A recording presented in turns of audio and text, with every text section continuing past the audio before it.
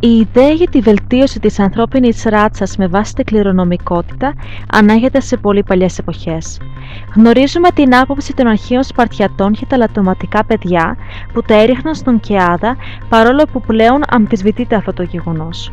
Η πολιτεία του Πλάτωνα εξειδανικεύει μια κοινωνία στην οποία υπάρχει μια συνεχής επιλογή για τη βελτίωση του ανθρώπινου γένους. Αυτή η ιδεολογία άνθησε στην Αγγλία κατά το δεύτερο μισό του 19ου αιώνα. Ο Φράνσις Γκάλτον, εξάδελφος του Κάρολου Δαρβίνου, έθεσε τις βάσεις για την επιστήμη της ανθρώπινης κληρονομικότητας. Αποτυχημένος μαθηματικός αλλά επιστήμονας που ασχολείται με τα πάντα, ο Γκάλτον υπήρξε πρωτοπόρος στη μέτρηση της κληρονομικότητας. Στην αρχή προσπάθησε να αποδείξει τη μεταφορά της νοημοσύνης από γενιά σε γενιά, χρησιμοποιώντας τις βιογραφίες επιφανών ατόμων. Κατόπιν δοκίμασε να μετρήσει τις αλλαγές, οι οποίες παρατηρούνται σε δείγματα πληθυσμού, εφευρίσκοντας έτσι τη βιομετρία. Οι νόμοι που συντάσσει θα αποδεχτούν αργότερα λανθασμένοι. Ωστόσο, από το Σίριους το 1883 καταλήγει σε μία νέα θεωρία, η οποία είχε στόχο να βελτιώσει το ανθρώπινο είδος, ευνοώντας τα άτομα με τις μεγαλύτερες ικανότητες. Στο βιβλίο του «Έρευνες πάνω στην ανθρώπινη ικανότητα» επινόησε τον όρο ευγονική, τον οποίο παρήγαγε από τη ελληνική λέξη ευγενής. Ο ορισμός που έδωσε σε ένα άλλο βιβλίο για την ευγονική είναι ο εξής. Έργο της ευγονικής είναι να εξετάζει τις πράξεις ή ενέργειες του κοινωνικού συνόλου, οι οποίες ασκούν κάποια επίδραση στη βελτίωση ή χειροτέρευση των σωματικών ή ψυχικών ιδιωτήτων των μελλοντικών γενναίων μιας φυλής. Στη φιλελεύθερη Βρετανία πούντωσαν οι συζητήσεις για τον έλεγχο της κοινωνικά προβληματικής ομάδας, η οποία υπολογιζόταν στο 10% του πληθυσμού της χώρας.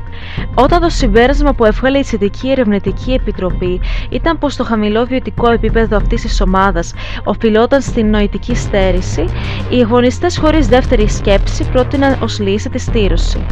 Μια λύση που απευθυνόταν και στους φτωχούς που βαφτίζονταν κοινωνικά ανεπαρκείς, κατηγορούνταν ως υπεύθυνοι της φτώχειας τους και κύριοι αρχιτέκτονες της οικιστικής εξαθλίωσης. Στις αρχές του 20ου αιώνα, οι βιολόγοι ανακαλύπτουν τους νόμους του βοτανολόγου μοναχού Γκρέγκορ Μέντελ πάνω στη μετάδοση των γονιδίων στα φυτά, νόμος γενεσιουργούς της νέας αυτής επιστήμης. Το 1907 ο Γκάλτον ίδρυσε την Αγγλική Εταιρεία της Ευγονικής. Αν και πολλοί επιστήμονες αμφισβητούσαν τις στατιστικές μεθόδους της βιομετρίας, αυτές παρέμειναν ως κομμάτι της γενετικής. Παρ' όλα αυτά, η Ευγονική βρήκε έναν ισχυρό οπαδό, τον Charles Davenport, πρωτοπόρος στις Ηνωμένες Πολιτείες του κινήματος της Ευγονικής. Την περιγράφει ως επιστήμη βελτίωση της ανθρώπινης φυλής μέσω της καλύτερης αναπαραγωγής. Το 1907 η πολιτεία της Ινδιάνα των ΗΠΑ υιοθετεί τους πρώτους νόμους για τη στήρωση και ακολουθούν άλλες 30 πολιτείες.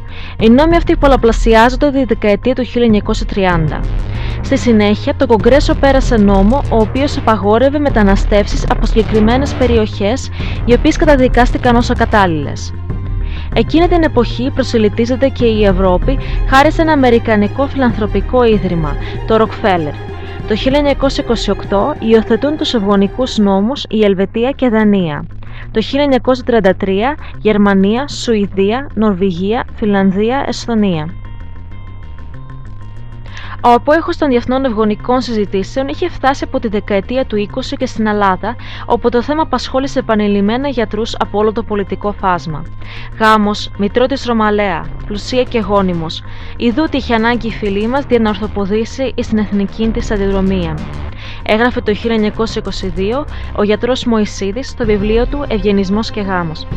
Τα πρώτα αυτά χρόνια η φροντίδα των Ελλήνων ευγονιστών αφορούσε περισσότερο την πρόληψη της γέννησης ελαττωματικών παιδιών. Οι προτάσεις τους περιορίζονταν συχνά στην ανάγκη καθιέρωσης ενός προγραμμίου επιστοποιητικού υγείας των μελονύμφων. Συμπλήρωνε ωστόσο ότι η νομοθετική θέσπισή της ήταν πρόωρη, καθώς στην Ελλάδα η ευγονική συνείδηση δεν είχε ακόμη διαδοθεί ικανοποιητικά. Στην Ανατολή, η ευγονική επεκτάθηκε στα τέλη του 19ου αιώνα στην Κίνα και στην Ιαπωνία, ύστερα από μεταφράσεις έργων δυτικής σκέψης και εφαρμόστηκε μέσω ανάλογων προγραμμάτων ευγονικής που θέσπισαν οι χώρες αυτές. Οι ιδέες της ευγονικής σε πιο ακραία μορφή εφαρμόστηκαν από τους Ναζί της Γερμανίας. Χρησιμοποιήθηκε ως πρόφαση για την εξόντωση Τσιγκάνων, Εβραίων, ομοφυλόφιλων και κάθε άλλης ομάδας πληθυσμού, μη ευπρόσδεκτη στο καθεστώς του Χίτλερ.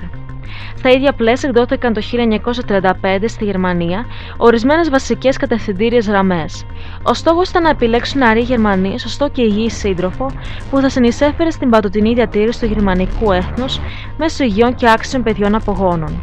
Σύμφωνα με την ναζιστική ιδεολογία, οι καθαρόιμοι Γερμανοί ανήκουν στην άρια φυλή, οι οποίοι είναι ανώτεροι όλων των υπόλοιπων φυλών. Ορισμένες μάλιστα φυλές, όπως οι Σλάβοι, είναι τόσο κατώτερες ώστε όσοι ανήκουν σε αυτές χαρακτηρίζονται απλά ως υπάνθρωποι και είναι κατάλληλοι μόνο ως σκλάβοι των Αρίων. Στα πλαίσια της ρατσιστικής ιδεολογίας του Χίτλερ και του κόμματος εφαρμόστηκε το πρόγραμμα ευθανασίας TAF-4, κατά το οποίο περίπου 200.000 Γερμανοί και μη πολίτες, οι οποίοι έπασχαν από γενετικές παθήσεις ή και ψυχασθένειες, θανατώθηκαν ή υπέστησαν στήρωση. Με τον τρόπο αυτό, ο Χίτλερ πίστευε ότι θα καθάριζε την άρια φυλή από λαττωματικά γονίδια. Ο Χίτλερ έδειξε ιδιαίτερο ενδιαφέρον για την πρόοδο της ευγονικής. Όπως πολλοί Γερμανοί φιλετικοί επιστήμονες, αυτός θαύμαζε τους αμερικανικούς νόμους διαχωρισμού και διασταύρωσης.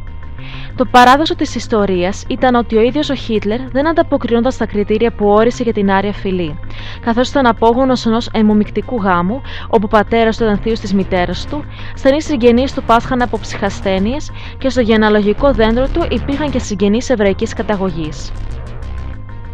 Οι ναζιστές θεωρητικοί παραπονέθηκαν ότι οι γερμανικές φιλετικές πολιτικές βρίσκονταν πίσω από αυτές της Αμερικής, επισημαίνοντας ότι στις ορισμένες νότιες πολιτείες ένα πρόσωπο με ένα 32ο μαύρης καταγωγής ήταν νόμιμα μαύρο.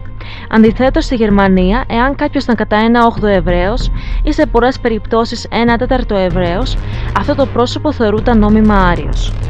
Η γερμανική καμπάνια ευγονικής μπήκε σε μια νέα θανάσιμη φάση το 1939. Τότε ο Χίτλερ εξέδωσε μια μυστική εντολή για τη συστηματική δολοφονία διανοητικά καθυστερημένων, συναισθηματικά διαταραγμένων και φυσικά ασθενικών Γερμανών που αποτελούσαν ντροπή στο μύθο της άριας υπεροχής.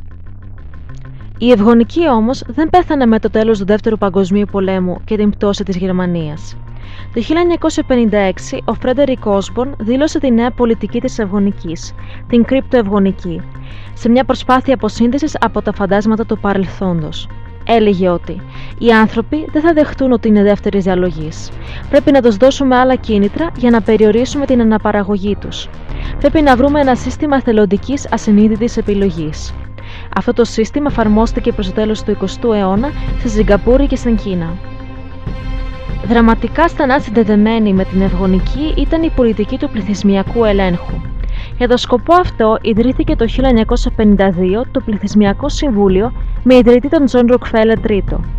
Στις Ηνωμένες Πολιτείες, για παράδειγμα, οι ευγονιστές προσπάθησαν να περάσουν νόμους που περιόριζαν τη μετανάστευση από κατώτερες φυλές, στις οποίες περιλαμβάνονταν και οι Νοτιοευρωπαίοι, Ιταλοί και Έλληνες. Έτσι, κυρίαρχες επιστημονικές θεωρήσεις των τελευταίων αιώνων δεν είναι παρά παιδιά των κυρίαρχων φυλετικών ομάδων, κυρίως Αγγλοσαξώνων. Η εισαγωγή της έννοιας της επιβίωσης του ικανοτέρου και της φυσικής επιλογής στο κοινωνικό πεδίο απάλλαξε τις κυρίαρχες τάξεις και φυλές από το βάσανο της ηθικής του ανθρωπισμού. Έτσι βγήκε και το συμπέρασμα ότι οι ανισότητες υπάρχουν γιατί έτσι είναι ο τρόπος της φύσης. Οι πλούσιοι γίνονται πλουσιότεροι γιατί είναι πιο ικανοί από τους μη πλούσιους, οι μορφωμένοι γίνονται πιο μορφωμένοι επειδή είναι πιο έξυπνοι κτλ. Πέρασαν δεκάδες χρόνια από τότε που η ευγονική ήταν κορυφαίος τομέας της βιολογίας. Τώρα που περάσαμε το κατόφλι του 21ου αιώνα, θα ήταν λογικό να ρωτηθούμε αν ξεπεράστηκαν αυτές οι μακάβριες εφαρμογές της ευγονικής και στερεότυπα του περασμένου αιώνα. Η ευγονική γνώρισε ακμή και πτώση, για πολλά χρόνια ήταν θέμα ταμπού και μεταμορφώθηκε στη βιοτεχνολογία, που βοηθάει τους ανθρώπους μέσω προληπτικών ενεργειών να αποκτήσουν υγιή παιδιά. Έχουν μείνει στο παρελθόν και οι φιλετικές συμφορές της ΣΥΠΑ. Τώρα πλέον όλοι απέκτησαν το διεθνώς αναγνωρισμένο δικαίωμα στη διαφορετικότητα. Επίσημα. Αλλά στην καθημερινότητά μας είναι έτσι άραγε? Can you show me the doll that you like best or that you'd like to play with? Okay. Can you show me the doll that is the nice doll? And can you show me the doll that looks bad? Okay. And why does that look bad? Because it's black. And why do you think that's a nice doll? Because she's white. And can you give me the doll that looks like you? 15 out of the 21 children preferred the white doll.